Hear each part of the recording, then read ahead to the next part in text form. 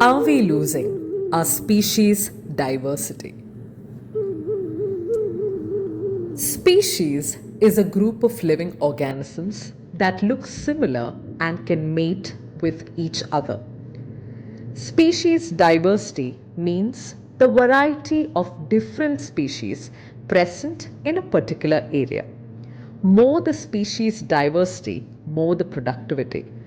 When an ecosystem has many different types of species, it produces more plant matter. When different species use different resources differently, productivity would increase. For example, some plants grow tall and they take sunlight from the top, whereas on the other hand, some plants they grow small and take light from the bottom. Other characteristics would include some will have deep roots, whereas on the other hand, some will have shallow roots, which means that all the sunlight, water, and nutrients are fully used by different species in an ecosystem.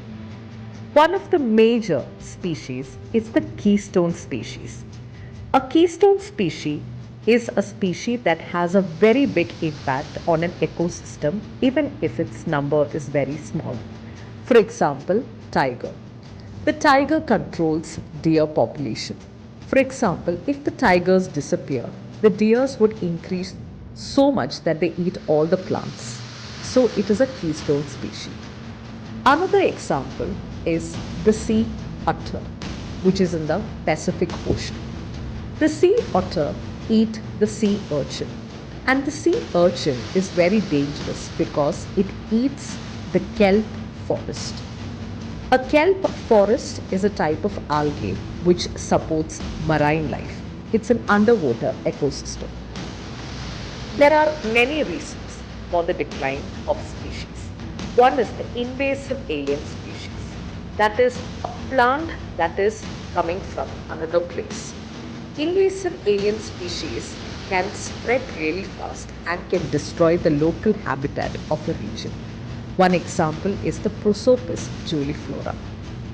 Another reason for the decline in species diversity is due to plastic. When plastic accumulates on the surface of water, there will be blocking of sunlight. When there is blocking of sunlight, plants and other organisms die and they release carbon dioxide, making oceans as a carbon source. There is less oxygen in such an ocean and it makes the water bodies a biological desert. One big concern is the microplastics, which are very tiny plastic pieces. They are so small that we often cannot see them easily. They are dangerous because it contains bisphenol A, which is an industrial chemical used in water bottles, and also it has parabens, which are used in beauty products.